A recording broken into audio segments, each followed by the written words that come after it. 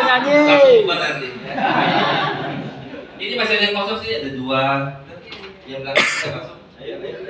Kasihan tuh yang kan launching yang kita sebut dengan sistem referral ya, exit force.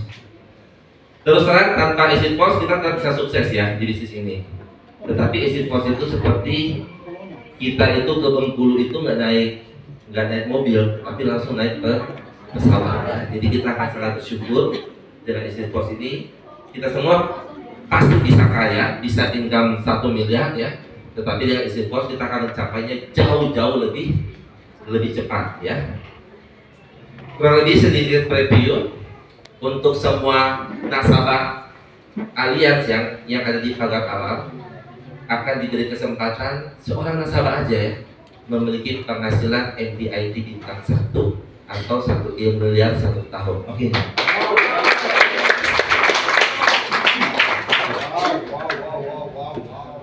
Dan saya yakin Ibu akan ditiru asuransi lain ya. Mungkin 7 tahun lagi asuransi lain akan meniru sistem kita, betul? Tapi selama 7 tahun ke depan minimal kita masih jalan tol, betul? Dan gak sabar ya, 1 April kita bisa membuat nasabah-nasabah kita kaya ya, memiliki penghasilan 1 miliar per tahun atau MDIT bintang 1 ya. Dan kabar baik juga untuk para BI di sini. Kamu nggak jadi BI nggak apa-apa ya. Kamu jadi BI seumur hidup juga itu oke. Karena di exit force para BI di sini, kamu pun bisa memiliki penghasilan 1 miliar itu 1 bulan atau MDIT bintang 12 ya. Gak usah jadi BP ya, kamu jadi BI aja, nggak ada target, santai-santai ya, nggak ada tekanan mental, betul kan? Nggak ada MOC, betul? Ya, tapi bisa punya penghasilan 1 miliar 1 bulan. Tapi kalau kamu mau dikasih target ya, seperti BI ada target ya, 300 juta ya, sampai 800 juta ya. Kalau kamu mau dikasih target, mau dikasih sedikit stres ya, kamu berhak atas penghasilan MDIT bintang 365 ya. Mungkin setiap kali kamu dapat income 1 miliar 1 hari. Oke? Jadi siap-siap di sini para bibi mana? Ya. Tapi kalau para bibi ingin lebih santai, bisa mengajukan diri untuk mengundurkan diri demosi ke BI, boleh? Ya. Bisa aja kan? Mungkin Ko Emilia merasa stres ya dengan emosi 300 juta sampai 800 juta, betul kan? Ya bisa mengajukan diri, boleh nggak saya demosi ke BI aja, betul? Yang penting income-nya 1 miliar 1 bulan sudah cukup ya. Tapi saya yakin ya, bibi-bibi di sini suka stres kan, betul? Pak Eka yang paling suka stres ya. Oke, sehingga kita bisa punya income setiap hari 1 miliar ya. Oke, tapi terlepas dari exit force, saya ingin sharing tentang sebelum, dan ini ada satu poin yang saya ingin sampaikan. Minimal poin saya selama 1 jam ke depan, kamu lupa nggak apa-apa ya, it's okay. Minimal ini jangan dilupakan lah kalimat ini ya. Sukses bukanlah kunci kebahagiaan. Kebahagiaanlah kunci menuju sukses. Saya berharap minimal kalau lupa jangan lupa ini ya. Ini bukan tentang sukses ya. Karena sukses tidak akan bikin kamu bahagia juga ya. Tapi ini tentang kebahagiaan. Karena pada saat kamu memilih berbahagia, otomatis kesuksesan akan mengejarkan ya. Saya pernah, mungkin sebelum saya ke alias saya campur-campur dengan keluarga boleh ya, biar kita bisa dapat poinnya ya. Saya punya istri ya. Suatu saat kita jatuh cinta ya, saya jatuh cinta dengan dia jatuh cinta sama kita, saya gitu kan. Tapi orang tua nggak setuju ya, orang tua nggak setuju. Jadi dilarang kawin lah ya sama orang tua. Istri saya itu dia suku Sangir ya. Jadi kalau di daerah Sulawesi Utara itu di pulau-pulau itu ada satu suku Sangir, itu dekat Filipina ya. Ya.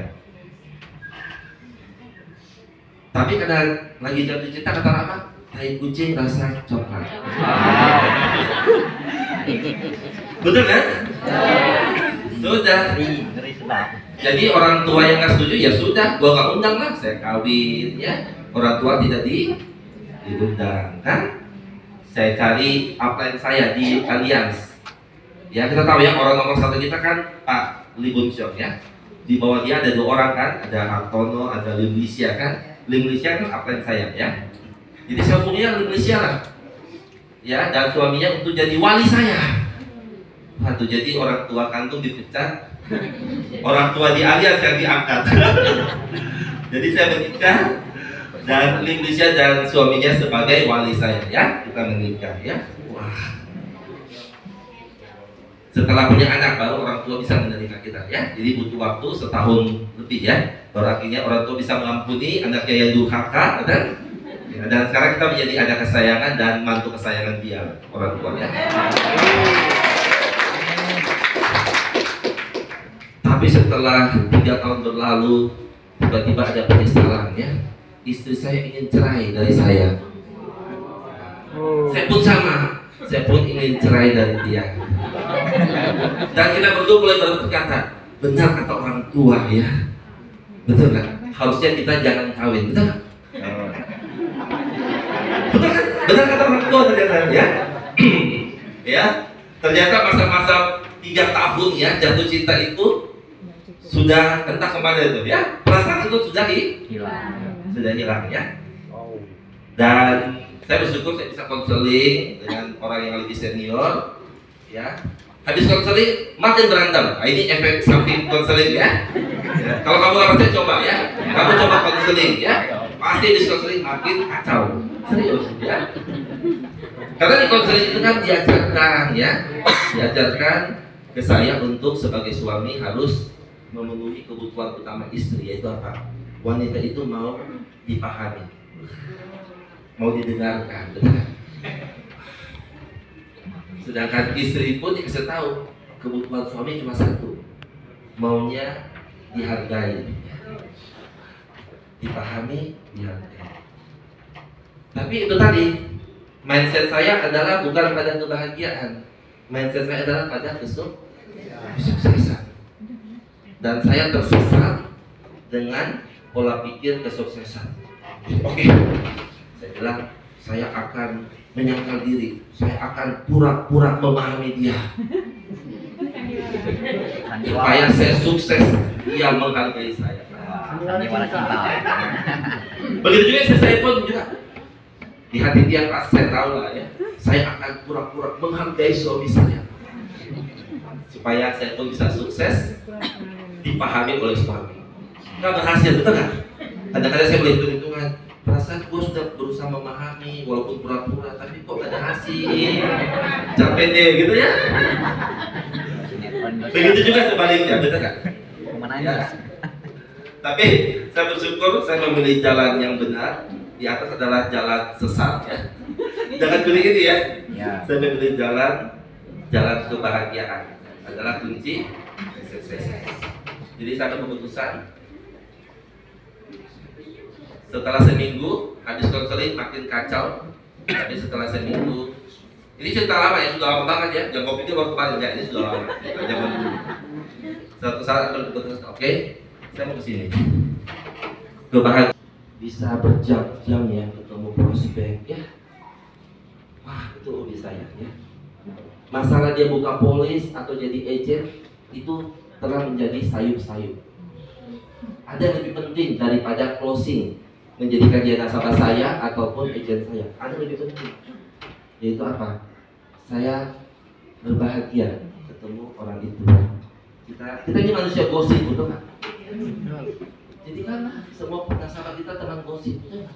Benar. Kita gosip sama dia, betul nggak? Ya, dengarkan dia dengan penuh perhatian, betul nggak? Ya. Ngapain kita dengarkan berita-berita televisi? Gak ada komisinya di sana, betul? Kamu jadi tentang COVID lah, tentang macam-macam berita kan? Tentang apa? Sambo pula. Tiap hari dengan sambo gitu kan? Gak ada uangnya di situ, betul? Ujung-ujungnya Nggak ada uang datang. Lebih baik kita kepo dengan nasabah kita, ketemu nasabah kita. Jangan kepo sambo lagi, kita kepo tentang nasabah kita, dengarkan dia, nikmati, benar?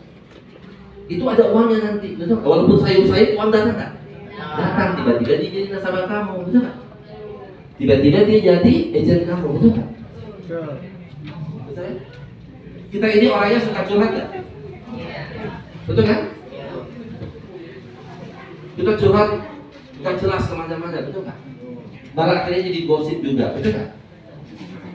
Betul kan? Kenapa kita nggak curhat kepada semua nasabah kita? Kita cerita high and low kita kepada semua nasabah kita. Sampai akhirnya nasabah kita merasa apa kan? Sebelumnya merasa dekat dengan kita, betul nggak? Dan tiba-tiba semua nasabah kita mencintai kita, betul nggak? Di pikiran mereka, gua mau kasih referensi ke agent saya, betul nggak? Karena agent itu berani curhat hidup dia kepada saya, betul? Ada kedekatan, betul? Ya. Sampai sini dapat poinnya? Oke, itu jalan pertama ya. Saya berharap kita bisa memilih jalan kanan. Nah, ini adalah yang terbesar. Ya, bisa kembali ke tadi. Ya. Bisa kita masuk sama-sama yuk. Ya, 1, 2, 3.